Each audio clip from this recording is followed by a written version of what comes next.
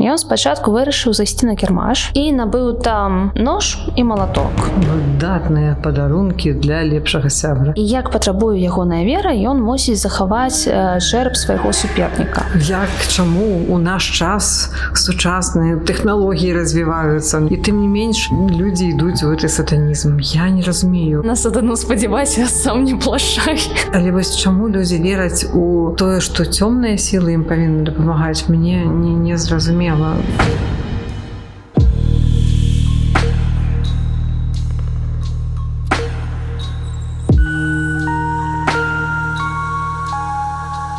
Шановная спадарыня Ірына. Ну што, дарагая спадарыня Воля. Сёння ў нас асаблівы выпуск.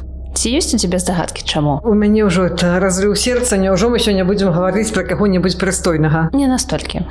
Дзякаваць Богу, я ж умею толькі пра забойцаў, маньякаў і ўсё астатняе. Мне я магу пра хорошых людзей, але гэта трэба рыхтавацца дадаткова, таму ты мяне папярэджвай пра такое. Ну такі хто ў нас сёння? Ці што ў нас сёння? Сёння у нас справа, якая адбылася не ў 80-е, не ў 90-е, а ў 2012 годзе. То бок мы ў грудні жылі і квітнелі, а там нешта адбывалася яшчэ апроч нашага жыцця. Да, аказваецца, штосьці адбывалася. То бок, пакуль я скончвала старэйшую школу, атрымліваецца, хтосьці кагосьці забіваў, а я пра гэта нават не ведала. Я таксама не асоба пра гэта ведала. Ну, давай хоць зараз выправім гэту памылку. Адразу хочу сказаць, што ўсе імёны у гэтай гісторыі будуць змененыя, таму што яна адбылася не гэтак даўно. Не хацелася б каму-небудзь шкодзіць. Мы можам нават з табой самі абіраць, як мы будзем называць герояў. Окей, добра. Гісторыя пачынаецца 7 жніўня 2012 года. Мне здаецца, у нас уже быў выпуск. Пра жнівень, да. Пра жнівень і пра тое, што пачынаецца з таго, што тата прыходзіць дадому да свайго дзіця, каб праверыць, што адбылося, таму што дзіцё не адказвае на тэлефон. Мужчына вырашыў праведаць свайго 23гадовага сына, таму што сын не адказваў некалькі дзён на тэлефон. У кватэры сына ён не знайшоў, але знайшоў труп маладой дзяўчыны. О божа, бедны бацька. Прытым гэта быў не проста труп, то бок яна ляжала на ложку, але ў яе на грудзях быў перагорнуты крыж, а побач з ёй ляжалі чарапы чалавека і жывёлы, там, напэўна, сабакі. Мне здаецца, менавіта гэта тое, што сабе ўяўляюць бацькі, калі ім дзіця не адказвае другі дзень запар. Зразумела, што тата адразу выклікаў міліцыю, і на допыце ён распавёў пра тое, што ён з жонкай быў недзе ў вёсцы, яны таксама сыну прапанавалі далучыцца, але ён казаў, што ён хоча застацца ў горадзе, бо да яго прыедзе некая яго прыяцельніца, як яе назовем? Ну, хай будзе Наташа. Добра. А хлопцы як назовем?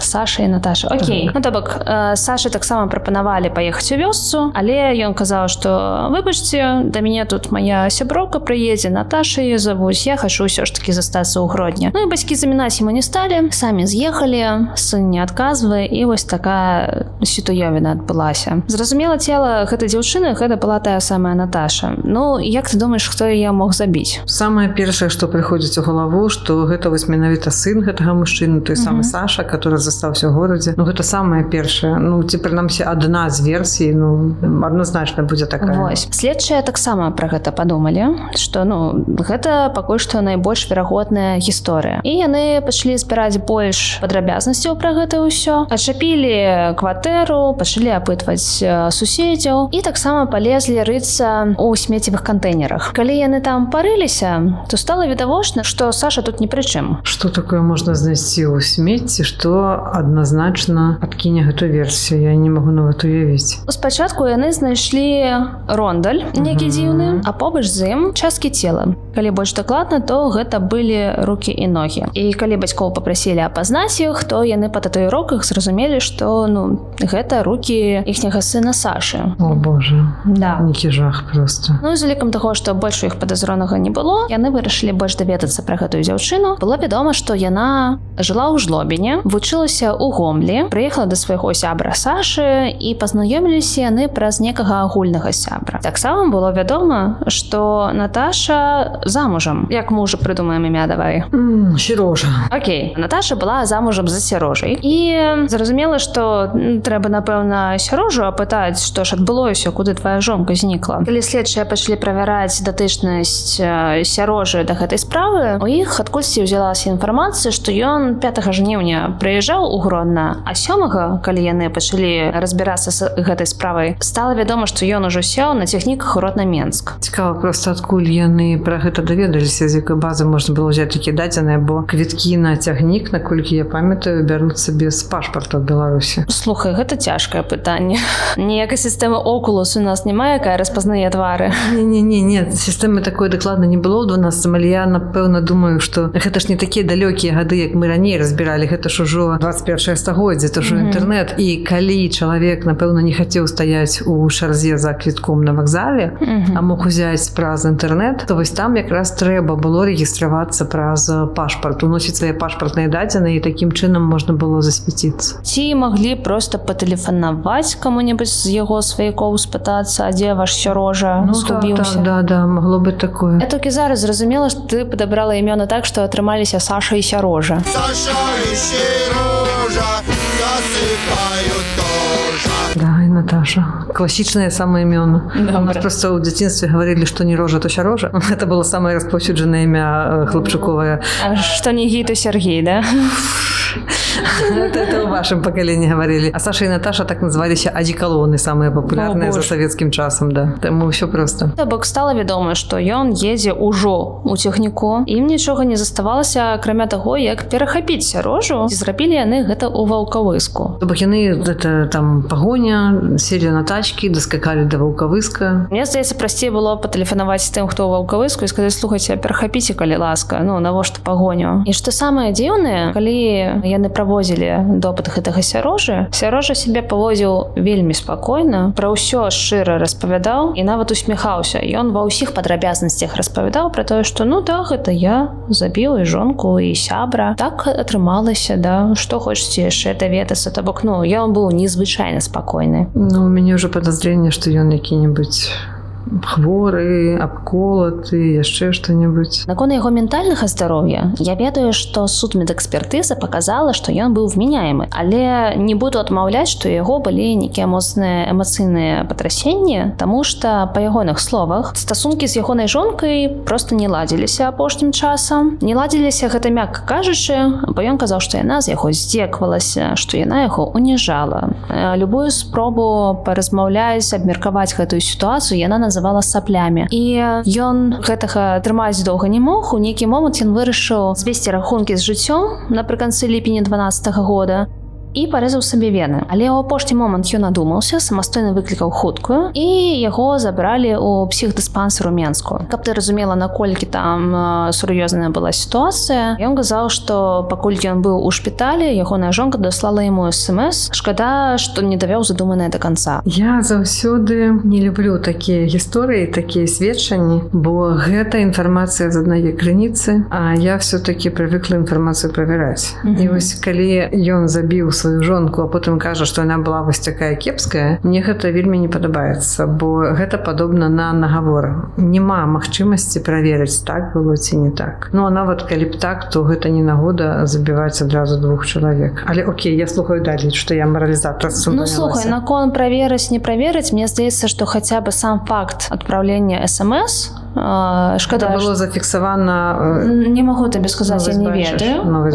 Але такія паказанні акурат былі. Мне заўжды шкада, калі людзі распавядаюць такія гісторыі. Я звычайна ў такія гісторыі верыў, але я з тобой згодна, што гэта не нагода забіваць іншых людзей, і мне заўжды не зразумела, чаму людзі гэта церпяць. Мне заўжды шкада, калі я чую такія гісторыі, і я не разумею, чаму людзі ў 23-25 гадоў паводзяць сябе як дзеці, которых пакрыўдзілі ў пясочніцы. Не складваецца, спакойна разышліся, і кожны жыве сваё жыццё. А калі хочацца шукаць вінаватых у тым чалавеку, з кім ты жывеш побач, то гэта не пра дарослае жыццё, не пра адказнасць, не пра самасвядомасць, а пра нешта іншае. Пра сузалежнасць, не ведаю, стокгольмскі сіндром і все астатнія псіхалагічныя штукі, пра которые зараз так шмат гавораць. А з іншага боку, Калі б я распавядала табе пра тое, што жанчына скардзілася на мужа, мне здаецца, што ты бы на гэта рэагавала інакш, таму што калі жанчыны мне падобныя гісторыі распавядаюць, я таксама ў гэта веру. І мне тое ж самае пытанне. Я кажу, што калі такое пачынае адбывацца, не трэба чакаць, пакуль гэта все закончыцца катастрофай. А трэба пры першых жа званочках, пабачыўшы першыя чырвоныя сцяжкі, думаць, як вырульваць з гэтай сітуацыі, разыходзіцца з гэтым чалавекам і жыць сваё жыццё без уціску, без прыніжэння, без гвалту і гэтак далей. Я вось пра гэта кажу. Да, але паглядзі на ахвяраў аб'юзу. Ну, то бок ты ж, верагодна ведаеш пра тое, што так, чаму заўжды вельмі цяжка. Гэта пытанне вельмі складанае, да. Ладно, вернемся да нашага Сярожы. Холад у стасунках ён тлумачыў для сябе тым, што, напэўна, у ягонай жонкі Наташы хтосьці з'явіўся. Калі ён яе пытаў напрамую, то бок, скажы мне вось сапраўдна, то яна заўжды адмаўляла, казала: «Нет, ты што, ніяк, просто гэта ты мне не падабаешся, ты там такі-сякі». Але ў нейкі момант ягоныя падазронкі палі на ягонага лепшага сябра Сашу. Таму што ён заўважыў, што неяк часта Наташа з Сашай перапісваюцца, там збаніваюцца, мабыць, недзе нават фліртуюць. І вось, ён для сябе тлумачыў, што вось, напэўна, гэты холад у стасунках вось праз тое, што яна проста закахалася ў іншага мужика. Я зараз удакладню. То бок Саша і Сярожа насамрэч даўнія сябры, правильно? Так. І яны, нават Наташа з абоімі імі знаёмая, то бок так яны ў некай кампаніі, напэўна. Да, яна з гэтым Сашай пазнаёмілася праз Сярожу. Окей. Яны былі раней сябрамі, чым Наташа з Сашай. Таксама класічная гісторыя з гарадскіх рамансаў пра тое, што там лучшы друг звёў дзяўчыну. Зразумелая такая штука, то бок калі людзі падобныя, вось я думаю, што Сярожа і Наташа, яны больш-менш падобныя былі, таму зразумела, чаму абодвум падабаўся Саша. Напэўна, яны цанілі ў ім нейкія адныя і тыя ж рысы. Наконт таго, цанілі адны і тыя ж рысы, наколькі я ведаю, Саша і Сярожа абодва слухалі цяжкую музыку, абодва былі прыхільнікамі сатанізму. Да, то бок, у іх цікавосткі і светапогляды супадалі ў шмат у якіх рэчах, таму, напэўна, так, Наташа мог спадабацца ягоны сябра.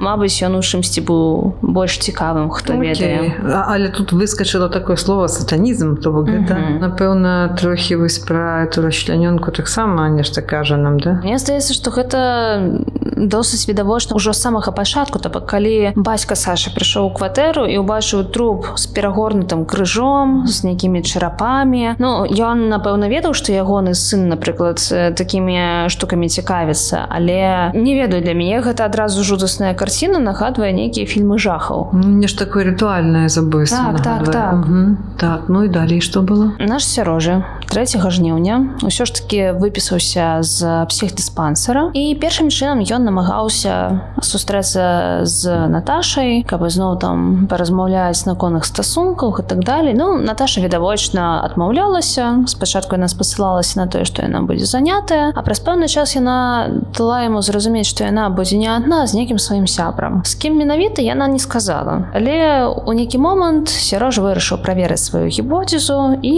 накіраваўся ў Гродна. Прытым, калі ён прыехаў у Гродна, ён спачатку вырашыў зайсці на кірмаш і набыў там нож і малаток. Выдатныя падарункі для лепшага сябра. Вот я заўсёды, калі езжу ў госці, спачатку заходжу на кірмаш, набываю нож і малаток. І ён, зразумела, накіраваўся да свайго сябра Сашы. Калі Саша адчыніў дзверы, то ён сустрэў Сярожу амаль голы. То бок, у яго быў толькі рушнік на поясе. Відавочна, што ён там з душы выйшаў ці што. І калі ён убачыў рэчы Наташы, ён усё зразумеў і з ножом накінуўся на свайго сябра. Бойка была вельмі моцная, то бок яны пашлі біцца ў дзвярах, пасля яны перабраліся ў пакой. То бок яны вельмі шмат біліся. І што дзіўна, следчым Сярожа сказаў, што ён хацеў забіць вось толькі свайго сябра Сашу. Наташа трапіла пад нож выпадкова. Нібы там быў такі эпізод, што хтосьці яго трымаў ззаду, ён адбіваўся ўслепую, а калі ўжо вось павярнуў галаву, то зразумеў, што там ён парэзаў жывот сваёй жонцы. Мне падабаецца гэта гісторыя ўсё больш і больш. Пачынаючы ад таго, што ён усё зразумеў, узгадваюцца нейкія там кепскія мемы пра тое, што это не то, што вы думаеце, заканчваючы аргументуючы тым, што нібыта нічога не разумеў, калі забіваў жонку. Следчыя таксама думаюць, што хлусіць гэты Сярожа, таму што па іх версіі ён ведаў, што ён заб'е і Сашу, і Наташу яшчэ калі ехаў у цягніку ў Гродна. Таксама з ягоных паказанняў ёсць такі момант, што у нейкі момант Наташа, калі убачыла мёртвае цела Сашы, яна над ім скланілася, абняла, пачала плакаць, і гэта раззлавала Сярожа яшчэ больш, і ён яе ўжо дабіваў ножом у шыю. То бок сказаць, што гэта адбылося выпадкова, не сказаць нічога. Ну так, узгадваюцца адразу ўсе гэтыя крымінальныя серыялы пра тое, што мёртвыя таксама расказваюць сваю гісторыю, і, напэўна, па аналізу вось той карціны злачынства, которую назіралі следчыя і эксперты, напэўна, можна было тое-сёе высветліць і ўдакладніць. Тут я з табой згодная, але давай працягнем. Сярожа зразумеў, што ён забіў 2 чалавекі, але бегчы з месца злачынства ён не спяшаўся. І ён затрымаўся там яшчэ на 2 дні. Пачакай, там же 2 мёртвых чалавекі ў кватэры. Да. Хорошая кампанія. Вельмі. Окей, давай далей. У яго былі некаторыя справы. Па-першае, ён вырашыў вымесці ўсю сваю агрэсію над целам сябра, і ён вырашыў, што яго трэба ўсё ж такі разрубіць. Ножом у яго гэта не атрымалася, але праз пэўны час ён знайшоў нейкі тапорык для рубкі мяса на кухні, і вось на кухні ён займаўся тым, што дзеліў Сашу па частках. Больш за тое, як ён даваў у сваіх паказаннях, ён сказаў, што ён абараняў гонар сваёй жонкі, і як патрабуе ягоная вера, ён мусіць захаваць чэрап свайго суперніка. Таму, акрамя тапорыка, ён яшчэ знайшоў нейкі алюмініевы рондаль, набраў туды вады і некалькі дзён, прыкладна 2 дні, адварваў гэтую галаву, каб адышлі скура, валасы і гэтак далей. Цікава, адкуль у яго такі досвед, таму што я б ніколі не дадумалася, што калі мне патрэбная некая костка, то яе трэба так вось адварыць. Я не ведаю, пачынаючы з таго, што вось гэта з яго словаў сатанізм, гэта вера, да? Я так разумею. То бок ужо некая жудасць, ужо некая ненармальнасць такая. І зноў жа, пра гонар жонкі, тебе прасілі яго абараняць? Это гвалт. І потым прыкрывацца яшчэ тым, што яна яго не любіла, ці там нешта яму казала абразлівае, так калі вось такія ў іх былі стасункі, што ён такім чынам абараняў яе гонар, то не дзіўна, што яна ад яго сышла. Дзіўна толькі, што гэты сябар яго таксама быў сатаністам. Вось гэта у мяне адзінае, што не зразумела. Слухай, мне здаецца, нават калі людзі спавядаюць адну і тую ж веру, не факт, што яны спавядаюць яе аднолькава. То бок нават калі ў цябе ёсць нейкія сябры, там не ведаю, каталікі, праваслаўныя, калі ты ў іх спытаеш, а што для цябе азначае Бог, яны могуць даць вельмі розныя тлумачэнні гэтага. Хтосьці скажа, што Бог гэта вось тое, як я сябе там адчуваю, хтосьці скажа, што гэта нейкі мужык на небе, які ўсё кантралюе, а хтосьці скажа, што Бог гэта ўсё вакол. То бок, напэўна, гэтыя хлопцы таксама па-рознаму тлумачылі, што для іх ёсць іхняя, калі гэта можна назваць, вера. Наконт жонкі, ён не хацеў яе пакідаць у такім выглядзе, і пакуль варылася галава ягонага суперніка, ён яе паклаў у ванну, каб адмыць ад крыві. Пасля ён вырашыў зрабіць нейкі сатанісцкі абрад развітання. Як ён сказаў, ён прачытаў некалькі малітваў, даў ёй некую клятву, і далей, цитата, «совершил как часть ритуала половой акт с супругой в естественной форме». Боже, якія жахі. Не ведаю, ці ён быў здаровым, ці там это яшчэ што. Вменяемы гэта вменяемы, так, але што, конечно, мазгі паехаўшыя на бекрень, гэта адназначна. Вменяемы гэта значыць толькі, што ён усведамляў, што ён робіць. То бок, што ён разумеў, што гэта не гульні, што гэта не цацкі, што гэта не забава, што гэта рэальна пазбаўленне чалавека жыцця, што гэта рэальна забойства, што гэта рэальна злачынства. То бок, вось гэта дакладна усталёўваюць медыкі. А больш нічога не скажаш. Напэўна, я з табой згажуся, бо тое, што ў чалавека іншыя светапогляды, не азначае, што ён хворы. Іншае пытанне, адкуль у яго такія светапогляды ўзяліся, то бок, у які момант твайго жыцця, такія рэчы становяцца нармальнымі. Гэта пытанне практычна рытарычнае. Ну, акрамя таго, што яму варта было неяк расправіцца з целамі, ён таксама вырашыў трохі прыбрацца, бо ў кватэры было шмат плямаў у крыві, нейкія сліды ад таго, што яны біліся, да. Пакуль там варылася галава, а жонка тамакала ў ваннай, ён зрабіў уборку, некалькі разоў выходзіў выносіць смецце, у тым ліку з часткамі цела свайго сябра. І там нават быў такі момант, што ў пэўны момант зачынілася дзвер, і ён не мог трапіць ізноў у кватэру. І спачатку ён прасіў дапамагчы нейкіх суседзяў, але яны яму адмовілі, а пасля ён проста выклікаў некую службу, якая можа дапамагчы там некага слесара. Некага, напэўна, да. Ёсць яшчэ адзін такі факт, што Саша і Сярожа, яны былі падобныя не толькі ў тым, што цікавасці і светапогляды ў іх сападалі, але яны яшчэ і вонкава былі вельмі падобныя. Таму, калі вось працоўнік ЖЭСа там патрабаваў дакументы, то Сярожа без пытанняў узяў пашпарт Сашы, паказаў, і ну гэта... А як ён яго паказаў? Адкуль яго кішэню? Я што, выходзіў там, не ведаю, на вуліцу, вынесці смецце? Не, калі ён трапіў у кватэру. Так, да, зразумела. Ён вырашыў гэты пашпарт сабе захаваць. Акрамя таго, што ён прыбраўся, ён узяў некаторыя рэчы Сашы, узяў яго пашпарт і пасля накіраваўся ў шпіталь, таму што ён таксама некаторыя траўмы атрымаў падчас бойкі. Там таксама скарыстаўся пашпартам Сашы. То бок, ну, для мяне гэта выглядае, што ён проста будаваў для сябе алібі. Да, то бок, што глядзіце, Саша жывы. Вось яго слесар бачыў, ён у паліклініку ездзіў, то бок, напэўна, ён проста кудысьці ад вас збег. Ну і пасля ён набыў квіткі ў Менск і сеў у цягнік. Але, як ты ведаеш, ён не даехаў, бо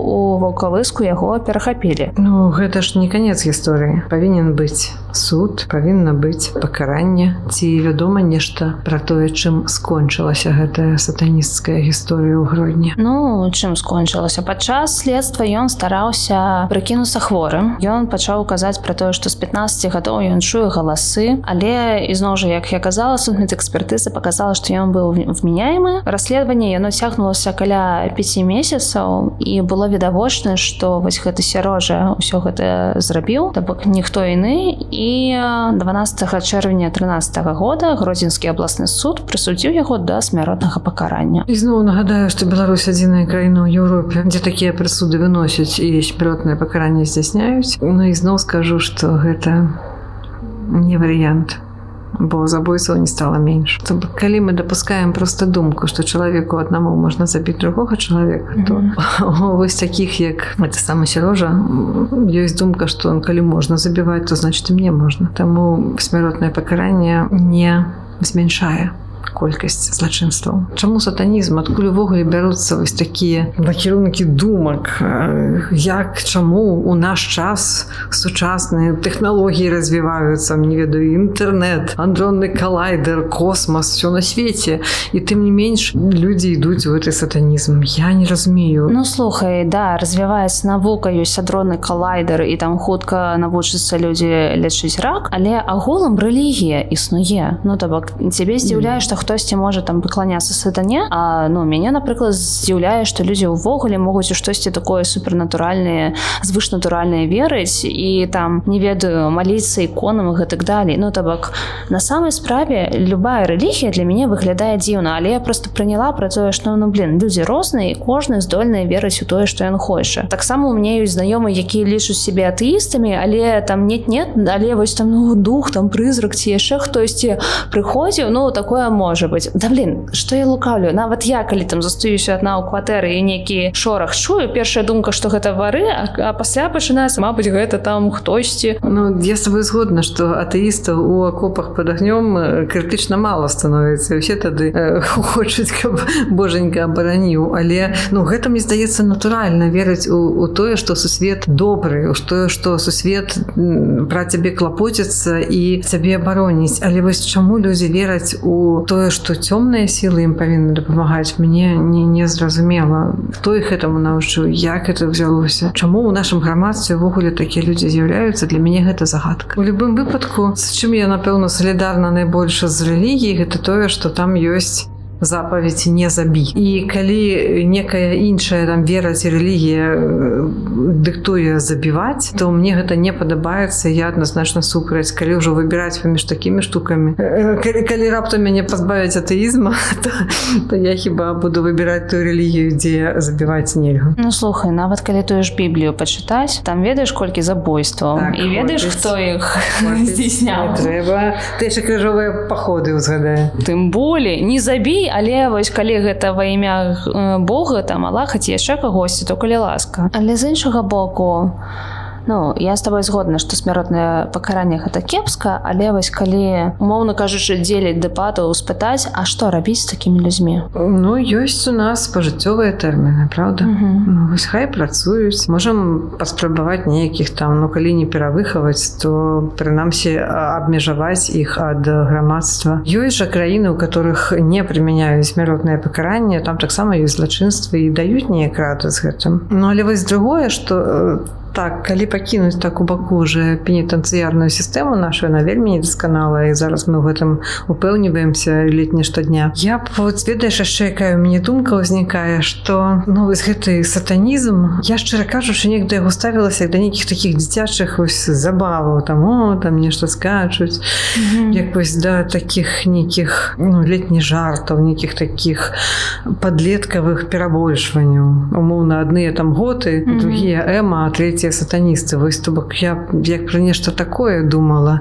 І калі, ну, любой некай верай, любымі сваімі, нават не толькі верай, любой ідэалогіяй апраўдваюць забойствы, мне гэта не падабаецца вельмі. То бок, мне здаецца, што так чалавек спрабуе зняць сябе адказнасць, што гэта не я, гэта там некая вера, гэта ідэалогія, гэта там мне так сказалі, мне загадалі, мяне прымусілі. Вось ёсць мудрая кніга, яна Так, вам усё патлумачыць, пачытаць, а я вам нічога тлумачыць не буду. Так, ну вось такая пазіцыя мне адназначна не падабаецца, і я б хацела, каб гэты выпуск нашага падкаста натхніў людзей крытычна ставіцца да любой сітуацыі, абдумваць, ну, нешта ў сваёй галаве, прымаць свае рашэнні, а не перакладваць адказнасць за сваё жыццё на каго б то не было, на рэлігію, на магію, на ідэалогію, на загады. Ось толькі каб самі людзі вырашалі і адказвалі за сваё жыццё. Мне, як заўжды, хочацца неёмка пажартаваць. Да. На сатану спадзявайся, сам не плашай. Прабачце. Прабачце. Ну, я тут толькі скажу, што, окей, я звычайна атэістка, але ў такіх сітуацыях я все-таки скажу, што дзе-нибудь там у акопах под агнём атэістаў становіцца крытычна мала.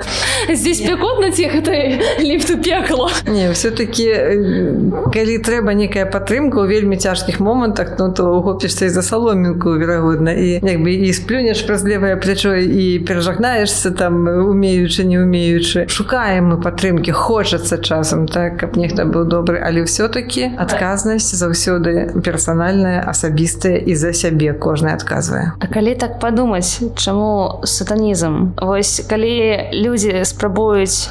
Слухай, помнишь, есть такая религия, не помню, как называется, вот коли вот эти макароны... Пастафтаріанства. Вот это, вот, а чему вот это? Ну... Не-не-не, чакай, ты ж не выслухала мой поінт, ты мяне перабіла просто, як ты так можаш? Я пра тое, што вось калі чалавек хоча зачапіцца за штосьці, сатану як мінімум можна выклікаць праз рытуалы, а ці можна выклікаць Бога? Ну, у яго просто больш камунікабельнасць, маркетинг, ну, разумееш? Ладно, прабач. Значит так, сумление не продаецца. Гэта я сцвярджаю. А душа? Все, Остапа понесло, давай скончваць гэты выпуск. Так, згодная, што трэба несці адказнасць самастойна, ніколі не спасылаць там не тое, што на звышнатуральнае, нават на сваіх сяброў, бацькоў ці яшчэ кагосьці. Ну, вы дарослы чалавек, я спадзяюся. У нас же ёсць маркіроўка 18+. У нас не для дзяцей. І, ну, гэта азначае, што ўсё ж такі вы мусіце самі прымаць рашэнне і самі разумець для сябе, што для вас правільна, а што нет. Лайкі, каментары, гэта ваша асабістая адказнасць, майце на ўвазе. Да, тут вы не мусіце думаць, таму што так сказала цёця Іра. Всё, усім пакуль. Бывайце.